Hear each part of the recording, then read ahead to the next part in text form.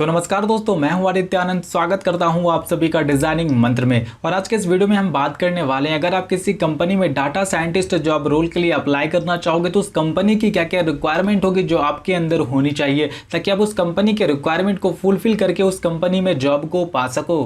और जैसा कि हम सब जानते हैं, डाटा साइंटिस्ट आज के समय की हॉटेस्ट प्रोफेशन है, जिसमें कि एक फ्रेशर्स डाटा साइंटिस्ट की एवरेज सैलरी इंडिया में 8 लाख तक हो सकती है। और अगर आपको इस फील्ड में थोड़ी बहुत एक्सपीरियंस है, कुछ साल की एक्सपीरियंस है, तो आपकी सैलरी यहाँ पर 15 से 20 लाख पर एनम से ज़्यादा भी हो सकती है। तो अच्छी career growth, huge number of opportunities और अच्छी सैलरी पैकेज, डाटा साइंटिस्ट आज के समय के one of the best career choices में से एक बन चुकी है। तो यहाँ पर अब आप अपने स्क्रीन पर देख सकते हैं, डिलॉटी जैसी बड़ी एमएनसी कंपनी की तरफ से यहाँ पर डाटा साइंटिस्ट जॉब रोल के लिए पोस्ट किया गया था। तो यहाँ पर आप नीचे जाकर के देख सकते हैं, क्वालिफिकेशंस रिक्वायर्ड में यहाँ पर कई सारी पॉइंट्स लिखी गई हैं। तो मतलब डिलॉटी अपने होने वाले एम्प्लॉय में, जिसे वो as a data scientist job role के लिए हायर करना चाहती है, उस कंपनी को अपने एम्प्लॉय में ये सारी क्वालिफिकेशंस और स्किल्स चाहिए होती हैं। तो दोस्तों, अगर आप भी फ्यूचर में डाटा साइंटिस्ट बनने के बारे में सोच रहे हैं या फिर ऐसे ही किसी ऑनलाइन सर्टिफिकेशन कोर्सेज को कर रहे हैं, तो ऐसे में आपको ये पता होना बेहद ही जरूरी हो जाता है कि आपको कौन कौन से स्किल्स को सीखना चाहिए, क्या क्या क्वालिफिकेशंस आपके अंदर होनी चाहिए, ताकि अगर आप इन फ्यूचर किसी भी कंपनी में डाटा साइंटिस्ट जॉब रोल के लिए अप्लाई करो तो यहाँ पर आपको अच्छी सैलरी पैकेज में जॉब मिल जाए। तो दोस्तों, बेसिकली आज के इस वीडियो के अंदर जो भी क्वालिफिकेशंस रिक्वायर्ड होती है डाटा साइंटिस्ट जॉब रोल के लिए अप्लाई करने के लिए, उन सारे पॉइंट को मैं आपके साथ यहाँ पर एक एक करके शेयर करने वाला हूँ। लेकिन उससे पहले यहाँ पर एक छोटी सी रिक्वेस्ट करना चाहूँगा, प्लीज़ चैनल को जरूर सब्सक्राइब करें और वीडियो को जरूर लाइक करें, ताकि मुझे मोटिवेशन मिलती रहे और मैं रोज आप लोगों के लिए इसी तरह वीडियोस बनाता रहूँ।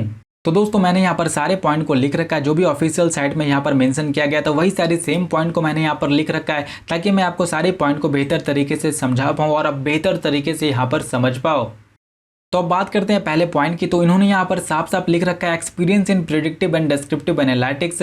तो अब बात ये आती है कि आखिर ये प्रेडिक्टिव और डिस्क्रिप्टिव एनालिटिक्स होती क्या है। तो यहाँ पर थोड़ी सी ब्रीफ में मैं आपको बता देता हूँ, ताकि जिन्हें नहीं पता है उन्हें इन्फॉर्मेशन मिल सके। तो बेसिकली प्रेडिक्टिव एनालिटिक्स का मतलब ये होता है कि फ्यूचर में होने वाले इंसिडेंट के रिजल्ट को प्रिडिक्ट करके पहले ही बता देना। मतलब किसी सिचुएशन में क्या हो सकता है, लॉस हो सकता है, प्रॉफिट हो सकती है या कुछ और हो सकता है, उसे प्रिडिक्ट करके उसके रिजल्ट को पहले ही बता देना। और डिस्क्रिप्टिव एनालिटिक्स का मतलब ये होता है कि किसी कंपनी में क्या क्या चेंजेस हुए, उनके प्रोडक्ट की कॉस्ट पिछले साल की तुलना में घटी या बढ़ी, पिछले मंथ की तुलना में सेल्स कितना ग्रो हुआ, यूजर्स कितने आए और साथ ही रेवेन्यू कितना जनरेट हुआ। इन सारे काम को करने के लिए हिस्टोरिकल डाटा, विजुअलाइजेशन टूल और कुछ टेक्नोलॉजी की मदद ली जाती है। और ये जरूरी नहीं कि आपको इस फील्ड में एक्सपीरियंस होनी ही चाहिए। अगर आपको डिस्क्रिप्टिव और प्रेडिक्टिव एनालिटिक्स के बारे में अच्छी खासी नॉलेज है तो भी आप यहाँ पर अप्लाई कर सकते हैं।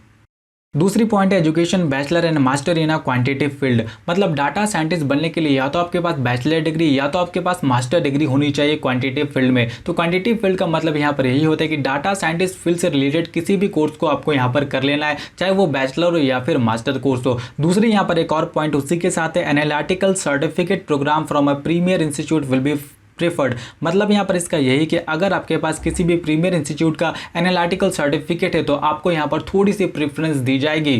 तो बात करते हैं थर्ड पॉइंट की। तो थर्ड पॉइंट है expertise in sentiment analysis, entity extraction, document classification, natural language processing and natural language generation. तो यहाँ पर आपको entity extraction, document classification, NLP और यहाँ पर एनएलजी की यहाँ पर नॉलेज होनी चाहिए। फोर्थ पॉइंट है strong understanding of text processing and normalization technique such as tokenization. तो यहाँ पर आपको टेक्स्ट प्रोसेसिंग के बारे में अच्छी खासी नॉलेज होनी चाहिए, नॉर्मलाइजेशन टेक्निक के बारे में अच्छी खासी नॉलेज होनी चाहिए, इसी के साथ टोकेनाइजेशन की भी आपको यहाँ पर अच्छी अंडरस्टैंडिंग होनी चाहिए।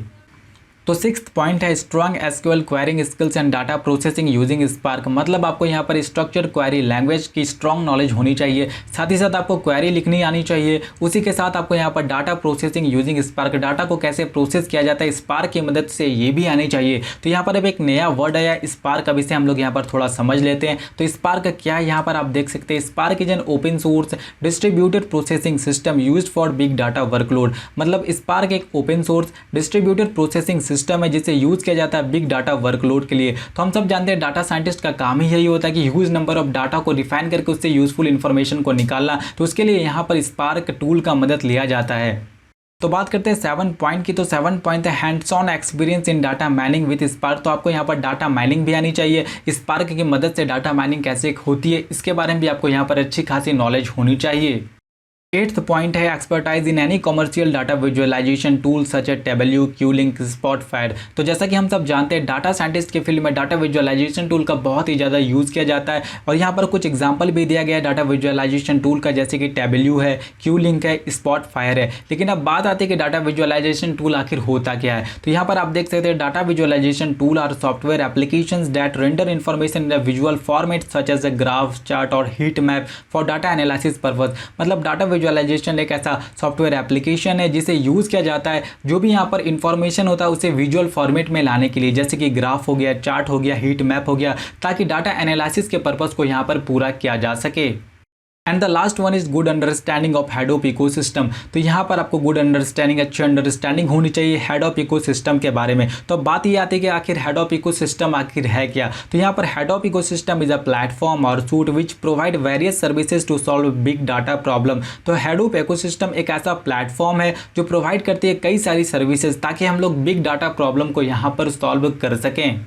तो दोस्तों बेसिकली मैंने आपको वो सारे पॉइंट को यहाँ पर बता दिया है। उम्मीद है आपको ये सारे पॉइंट अच्छी तरीके से समझ में आ चुकी होगी कि एक डाटा साइंटिस्ट बनने के लिए किसी भी कंपनी की क्या क्या रिक्वायरमेंट होती है, आपको क्या क्या स्किल्स आने यहाँ पर इंपॉर्टेंट है, ताकि आप आगे जाकर के एक डाटा साइंटिस्ट के फील्ड में सक्सेसफुल करियर की शुरुआत कर सको। तो दोस्तों उम्मीद करता हूँ आज की वीडियो आपको इन्फॉर्मेटिव लगी हो। वीडियो इन्फॉर्मेटिव लगी हो तो प्लीज़ वीडियो को लाइक जरूर करें और चैनल को जरूर सब्सक्राइब करें। इसी के साथ मिलते हैं अगले वीडियो में।